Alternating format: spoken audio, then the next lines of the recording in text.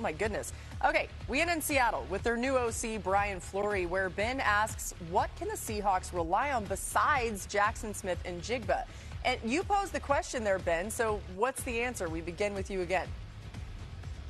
Yeah, heck if I know. Hopefully Brian Fleury knows, man. And Jackson Smith and Jigba had 44% of the team's receiving yards last season. That's the biggest number we've seen in the last 15 years. He is a load-bearing wall, all right? And the entire offseason, teams study the Super Bowl winner and try to figure out how to beat that team. And so with the Seahawks offense, it's going to be forcing anybody but JSN to be the driving force there. Now, Fleury comes from San Francisco, and the 49ers under Kyle Shanahan have always been really good at, getting one-off performances from their guys. This is the George Kittle game. Here's the Deebo Samuel game. Here's the Brandon Ayuk game. Not anymore with Brandon Ayuk, but you know what I'm talking about. They cycle through their offensive playmakers. So now you turn to guys like Rashid Shaheed, and you turn to a guy like A.J. Barner, and you say, can we make you guys features of the passing attack for just one game, for just two games, and lighten the load there on Smith and Jigba? It's that, plus a reimagined rushing attack now that Kenneth Walker is gone, but that's a real challenge. The Seahawks were 22nd in rushing success rate last year, didn't really add to the offensive line. It's an uphill battle for Fleury. Yeah, my intel out of Seattle is that you mentioned Rashid Shaheed. He's going to be more prominently featured. He had a killer spring, I'm told. Came in midseason at the trade deadline. He didn't know all the routes. Now he does. Sam Darnold got his rapport with him. They're going to be getting after it this fall. Zach Charbonnet, the running back, has a knee issue, but in late July, I'm told he's getting a medical checkup. They're hoping he can be back week one to be a little optimistic, but they are hopeful. And then lastly, you're going to see in this offense more motions, more shifts. Similar to what San Francisco did. Brian Fleury comes from that tree.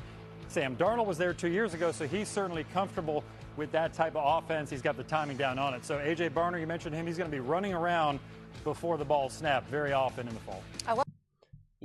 Yeah, guys, now, we don't have to overcomplicate this more than what we're trying to do here.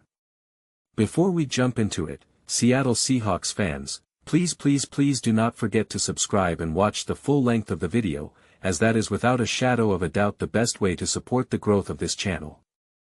So, we can keep having the most unbiased, grounded, honest conversations about the Seattle Seahawks. It makes such a huge difference, and I would really appreciate it. Okay. First off, I love how they were talking about how kind of like how the run game wasn't great, but with Kenneth Walker the run game's going to be automatically amazing, and Kenneth Walker's like the next Saquon Barkley and Derrick Henry with the Kansas City Chiefs. Again, I always find that narrative just a little bit funny. But I expect the run game to actually improve significantly.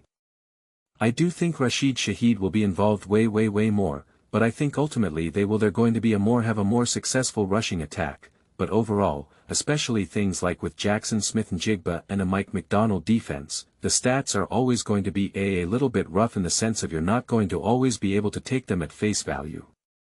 Because the core of this with Mike Macdonald as a coach, like a defensive-led team, an elite consistent high-level defense.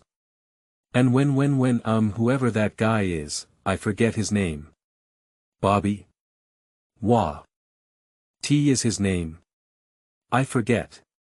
When he was talking about, that the 49ers it's like the Kittle game, it's the Deebo game, and all of that.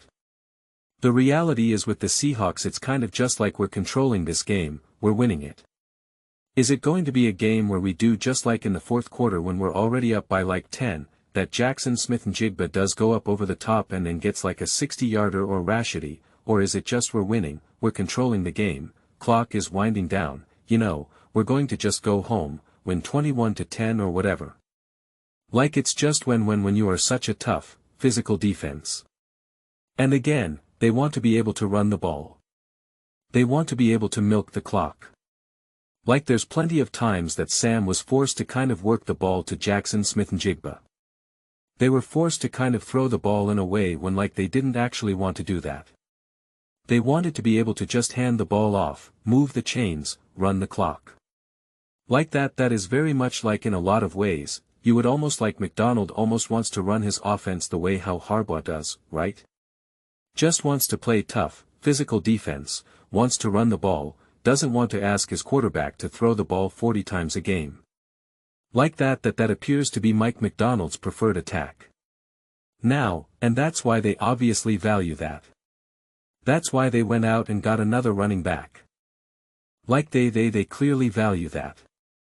So, it also depends so much on the defense as well and how great this defense continues to be. Because that's what I had said before with the Seattle Seahawks, it's like in order for them to repeat in all of this and be just as great, it's like I'm looking right at Mike McDonald. I'm like, what do you got? What's this next level? Can you maintain this great defense? Can you take another step forward? Can you prove to be even more disruptive against Sean McVay, Matthew Stafford, right? And all of those casts of characters. Like that's where my focus is on more. But in terms of the offense, like obviously the connection and the relationship, especially early on in the season between Sam and Jackson Smith-Njigba was through the roof. And I just think ultimately, the way how this team wants to play is more balanced. My concern when you just highlight all the production that Jackson Smith-Njigba had where it was kind of like, well, that's all they had, right? Take away Jackson Smith-Njigba and this team's got, this team's got nothing. And it's like again, that's not quite the case here. Okay, need proof of this? They crushed New Orleans 44-13. 6 targets for, Jackson Smith-Njigba, 96 yards. They beat Arizona, 5 targets, 79 yards, 23-20. They beat Washington, 93 yards 6 targets. They beat Minnesota 26-0. 23 yards, 4 targets.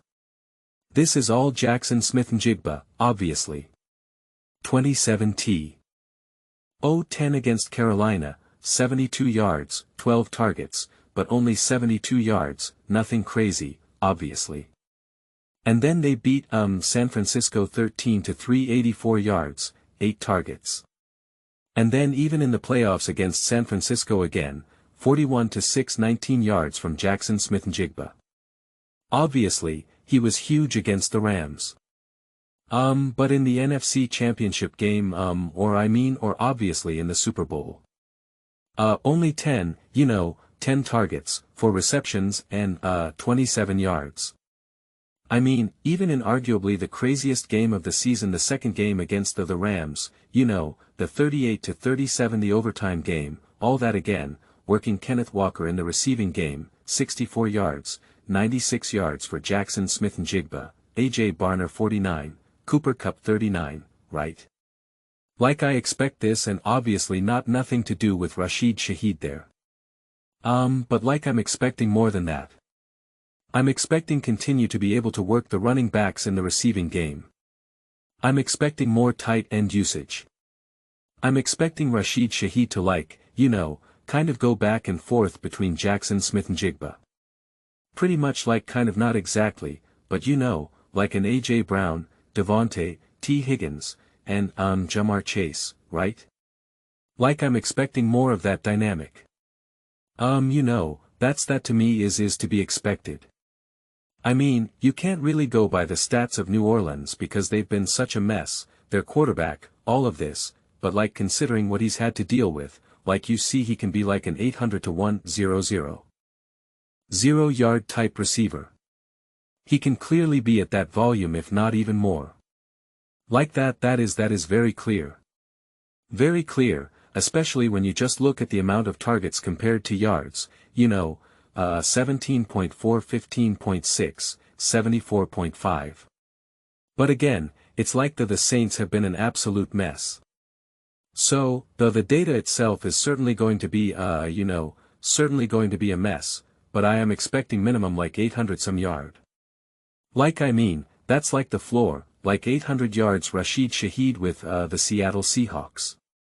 Which 800 yards would put him at 33. Okay.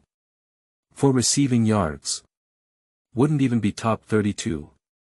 So, it's just like, can that be Rashid Shaheed? The answer is yes. And the only way it's not is if the offense doesn't need him to be. If the offense then is so evenly distributed and that Jackson Smith is continuing to be able to just be a monster and get like 1,800 plus yards, well, then it's not going to be because they're struggling, they can't get the ball, it's like it's not going to be because of that. It's just going to be because they're able to get so much production from everyone else that Rashid Shaheed then doesn't get this higher statistical weight to him but still an impact. But those are just my thoughts. I'd absolutely love to hear yours. What do you guys all think? Do you think that this offense is going to be too Jackson Smith-Njigba dependent and they really got to be able to figure this out, and that the O-line is therefore the running game's not going to be improved in any measurable way, and so it's just cross your fingers and keep hoping that the Jackson Smith-Njigba train keeps on keeping on? Let me know your thoughts in the comments below. I read every single comment. So whether you agree with me or disagree with me, either way, let's get into some discussions. Let's get into some fights, but ultimately let's just have some fun. Please do consider subscribing. We're building an amazing community here and I absolutely love to see you part of it. I want to build something that we all generally feel connected to. Something that we're really excited to be part of. I think we're well on our way to doing it. Please don't forget to give this video a thumbs up. It really does help visibility and the algorithm. Thank you so much. See you next time.